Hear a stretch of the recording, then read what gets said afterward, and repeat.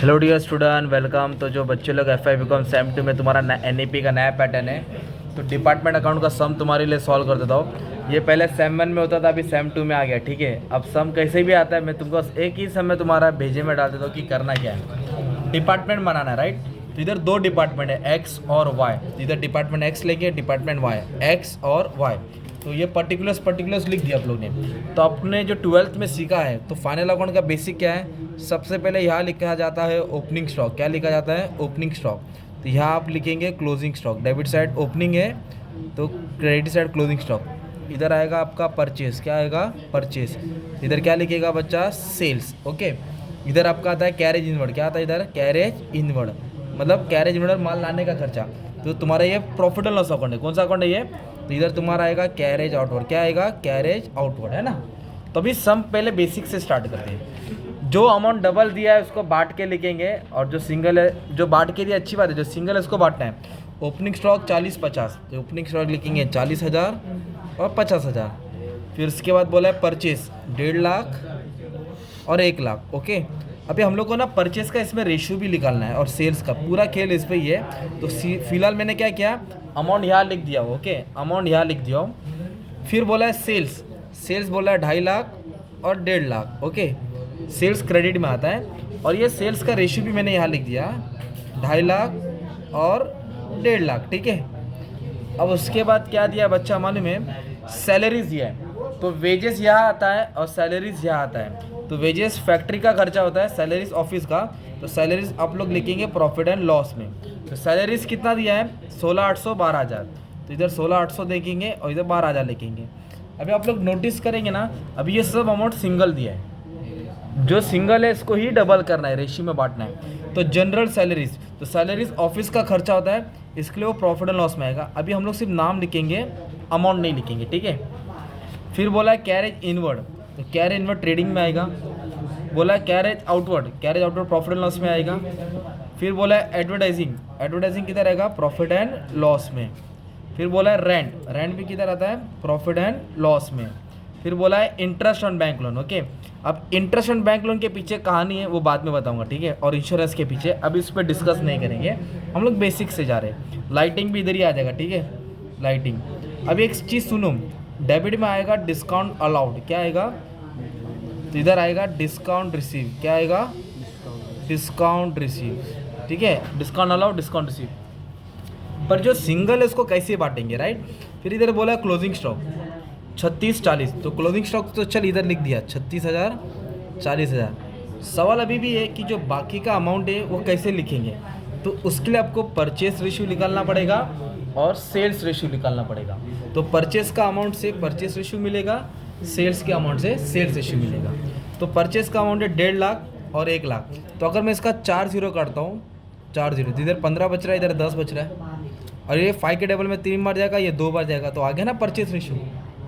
वैसे sales ratio निकालेंगे। 4 0 4 0 cancel, 25 15, 5 3 5 और, तो परचेस रेशियो 3:2 हो गया और सेल्स रेशियो 5:3 हो गया। अब तुमको आइडिया देता हूँ, सुनो। इधर बोला है कि एरिया दिया है। क्या दिया है? एरिया का मतलब जगह होता है। एरिया बोले तो जगह होता है, फ्लोर होता है। और एरिया का रेशियो दिया 2:1। एरिया का रेशियो कितना दिया है? 2:1। तो एरिया मतलब जगह होता है। तो दिख रहा है इधर, एक आपको एक वर्ड दिया रहेगा इधर, रेंट दिख रहा है, रेंट। रेंट का अमाउंट कितना है मालूम है? 1 2 3 4 5, 1 2 3, रेंट का अमाउंट है 18,000। रेंट का अमाउंट कितना है? रेंट का मतलब भाड़ा होता है। रेंट का मतलब क्या होता है? भाड़ा। तो भाड़ा एरिया के हिसाब से होता है ना यार। तो रेंट को एरिया के हिसाब से बांटेंगे रेंट को। तो 18,000 है और रेशियो कितना? 2:1। तो 18,000 को 2:1 में बांटेंगे। 2 और 1 कितना होता है? 3। तो 3 से पहले डिवाइड करेंगे, कितना आ जाएगा? 6,000। फिर 6 को 2 से मल्टीप्लाई कर, 6 को 1 से कर, 6 2 12, 6 1 6, 12,000 और 6,000। तो रेंट भाड़ा होता है, इसलिए उसको एरिया के रेशियो में बांटा, राइट। सेम लाइटिंग को भी एरिया के रेशियो में बांटेगा। लाइटिंग भी एरिया के हिसाब से ही होता है। लाइटिंग दिया है 2400। कितना दिया है? 2400। रेशियो कितना है? 2:1। कितना दिया है? 2 और 1 कितना हो गया? 3। तो 800 आया। 8 को तो इसके से डिवाइड किया तो 800 आ गया, राइट। तो 800 का डबल करेंगे 1600, 800 का सिंगल करेंगे 800। तो इधर लिख देंगे 1600 और 800। क्योंकि ये हमेशा फ्लोर के हिसाब से बढ़ता है। किसके हिसाब से बढ़ता है? तो फ्लोर का रेशियो निकाला 2:1। क्या निकाला? 2:1। अब नेक्स्ट क्या दिया है? अभी हमने परचेज और सेल्स रेशियो क्यों निकाला? क्योंकि एक चीज़ और बोला है, general salaries are to be allocated equally, मतलब सैलरीज को इक्वली बांटना है। सैलरीज को कैसे बांटना है? इक्वली बोले तो आधा आधा, 20,000 है ना, तो इधर लिखेंगे 10,000, इधर लिखेंगे 10,000। तो जिसका एडजस्टमेंट था वो बांट के दिया, फिर जो रेंट का था वो एरिया में बांट दिया। अब सवाल है कि carriage inward, carriage outward, advertisement, discount से किस पे बढ़ेगा?